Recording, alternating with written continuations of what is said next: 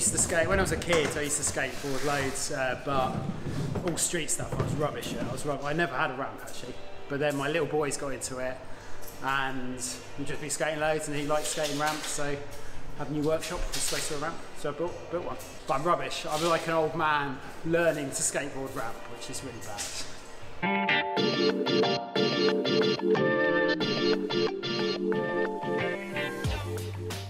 You hear that sellotape? James is making a load of racket with sellotape. That's the main thing I can hear. Right, hello everyone. Going to do another one of our workshop chatters, but this time we're from our new workshop. So we moved in here start of the year. I think we did a brief little intro video, but we're all settled in now. But today we're going to talk about the V3 changes we've made to our frames. So we made some changes late part of last year, and we've done all the media press releases. We'll just go into a bit more description today about what those changes are. Action! Fundamentally, to the layman, the bikes haven't changed. The profile's the same, they look the same, but we've made a lot of detailed changes that improve performance, improve manufacturing quality, help a bit with manufacturing speed, give customer a few more options with the same frame, improve durability, lots of improvements. It looks superficially the same, but there's lots of detailed improvements. So we'll talk through them today and hopefully give you a better understanding of it. But obviously, as with anything, if there's any questions about it, email me at hello@Starling Cycles, and I always answer my emails quickly to let you know the answers. So what we'll do is we'll start from front to back. I suppose first of all we'll talk about overall geometry. So the geometry is pretty much unchanged from the old V2 frames to these new V3. All the geometry is on the website. The things we have changed are the seat tube angle. So the seat tube angle is just a tiny bit, 1 degree steeper than it was previously. Bikes have been getting steeper seat tubes mainly because reaches have been getting longer, and to maintain the same effective top tube you tend to move the seat tube forward. Bikes pedal with slightly better seat tube or steeper seat tubes. We've gone to 78 now, which we feel is really good. Any steeper and it starts to feel a bit odd. But so 78 now, previously 77, so that's a small change. We've also increased the bottom bracket height by 4 millimeters, not a lot. The bottom brackets were super low before, and it just, really the bikes were so stable because of the low bottom brackets. We felt we could raise them a little bit to give a bit of manoeuvrability to the bikes, but it's a tiny amount, it's 4 millimeters. So fundamentally, geometry is the same, reach is the same, head angles are the same, trainstay lengths are the same, bike is pretty much the same, other than those small changes. So we'll talk about the detailed changes now. We'll go from the front of the bike to the back and go through the details. The first one is the head tube. So still a 44mm straight head tube, lots of headsets to fit tapered forks. We did have a few instances on the previous generation frames where some heavy riders, some hard-hitting riders were flaring the head tube slightly. Might be due to them running the headsets loose, but it was an issue. So we've basically gone to a thicker head tube. So got one over here. So steel head tube, and it's just thicker. And essentially this thickness at the top has gone up. I think they were 2.5 and they might be up to 3.5 now. So it's a lot stiffer, it's a lot stronger. Gets rid of any issues with flared head tubes. So an improvement in strength. You only add in not that weight matters, but you only add in the material in this flange here, so it's a negligible increase in weight. So first change, head tube. Second change, these head tube gussets. So we have a gusset on the head tube of the bikes. The reason for that is to essentially tie the the top tube and down tube together, and it means that these bend as one, which improves their bending stiffness massively. It's also a kind of, it's almost like a failure point. So if you crash the bike, this will buckle before you snap off the head tube. So it's kind of a point of redundancy. So we've gone with this type of design. The old head tube gusset, we've got a couple of head tube gussets here. Oh, let's see if I can do this. The old head tube gusset was symmetric.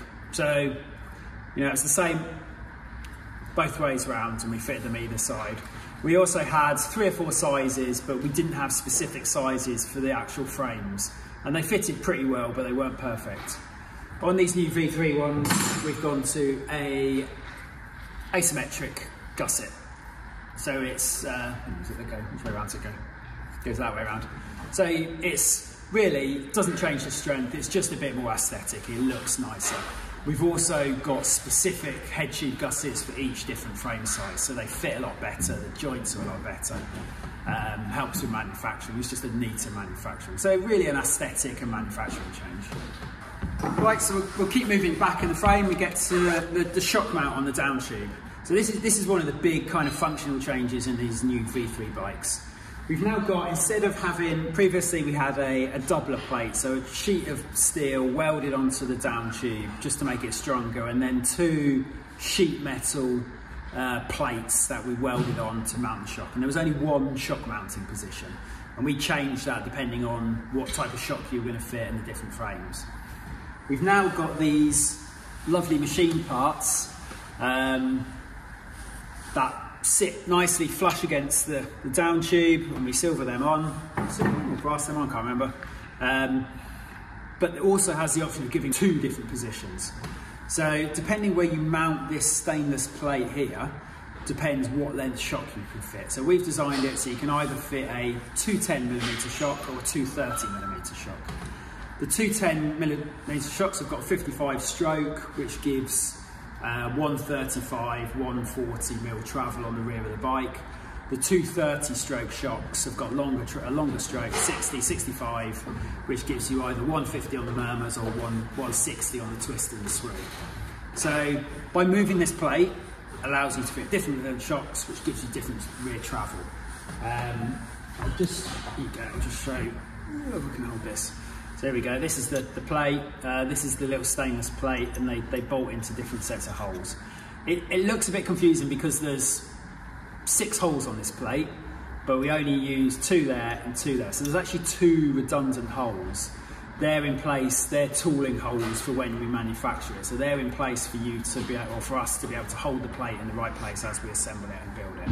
So there's not as many mounting positions as it looks like. So we've called the short travel trail setup and the longer travel enduro setup. To get those configurations, you need to run different forks and different wheels to get the bike to ride appropriately with those shocks. So I'm going to do a separate video coming soon where we'll talk about that in a bit more detail. But for all you need to know now, you can fit 2 different shocks on the same frame just by moving this position. And it's the shock stroke that changes the travel, not the mounting position. There's no adjustability in geometry. What we tended to find is on the adjustable ones we had, the geometry is pretty sorted. The people that we gave adjustable shocks tended to just stick with one position, so it's pretty redundant, the adjustable geometry. We'll do seat post shim. So one problem with aluminium seat posts in steel seat tubes is you get galvanic corrosion. The aluminium seat post ends up seizing itself, it ends up rusting, well, not rusting, it's galvanic corrosion, it's an electrical process, and you end up getting the seat post seized into the seat tube. One way to solve that is to have an aluminium shim. So this, let me pop this out. This is an aluminium shim that we now slide into the seat tube, and that means your aluminium post is going into an aluminium shim. So we bond this in and then we ream it to size, and then it allows the seat tube to fit perfectly. So hopefully get rid of all of those galvanic corrosion issues. There is a little bit of galvanic corrosion because they're different aluminiums. There is a slight electricity flow between them, but it won't cause it to seize in. And as long as you grease it, as you should anyway, it won't be an issue at all. So that's good. One of the sort of side impacts of that though, the sort of side issues of that is because of during the reaming process, we have to hold this. We can't have our integrated seat clamps that we had on the old frame. So we now have to run an aluminium bolt-on seat clamp. But some people like that, some people like the old integrated one, but it's just, I think the benefit of the shims is more important than the type of seat clamp we have. Okay, one of the other big changes we made is with the pivot area. Previously we had a tube which we welded into the down tube and seat tube, and then we pushed in some aluminium cups and the bearings sat in that, and then the swing arm just assembled onto it with the axle. We've now moved the bearings into the swing arm, and it's just a plain hole in the frame. And that's allowed us to go to this funky little bit that we've come up with. So this is a cast main pivot part. So you can see the main pivot hole, we got weld on the bottom bracket. It just makes the whole assembly easier for manufacturing. It's stiffer, it's stronger. We had a few issues on the old generation frames with the bearing cups that pushed into the frame would come loose, and you could always refit them with a bearing fit compound, and we're going to do another video about that soon as well. But this is just a neater, better solution, stronger solution. It also looks a bit like a bird, not a starling, maybe a puffin, perhaps, I don't know, but anyway, it looks like that. So that's interesting. What is that? Oh, it's fucking, they're driving in piles. Next time, you're not going to stop that. Okay, so that's pretty much all the structural changes. One of the other key things we've done with the new V3 bikes is we've gone to some new colours. So we kept some of the old colours that everyone liked, the Landy Green, Midnight Blue, but we brought in a few new colours. This is Pumpkin Orange. This was kind of inspired by John Watson and Radarist, who got his bike that we gave to him a while ago painted in this colour, and everybody seemed to like it, so we're doing the same colour. There's a new Baby Blue, there's a few other colours, Grandad Reds. Have a look on the website and we'll show you, but we've got a nice selection of new colours to go with the V3. Oh, and of course, yeah, pink. Powder pink. James's powder pink's parked up over there, just been cleaned after a race. We'll get a photo of that for you. So that's the main changes for the V3. Well, that's not the main changes, that is the changes for the V3. So you can see, although it's detailed changes, it makes for a better bike, it makes for a more usable bike by the customer, gives you options in the shocks, with the shocks, looks prettier with the new colours. That's it. Nice new V3s. We're going to do another video where I'm going to talk a little bit more about different shock mounting options and how trail and enduro builds work, and also a little bit of a chat about stiffness versus sag. I think people get a bit obsessed with how much travel they've got on a bike, where they should be thinking more about what the sag is, how the bike moves dynamically, that's more important. But that's coming into another video, so hopefully that's good for everyone. Let me know when you've got any questions. See you later.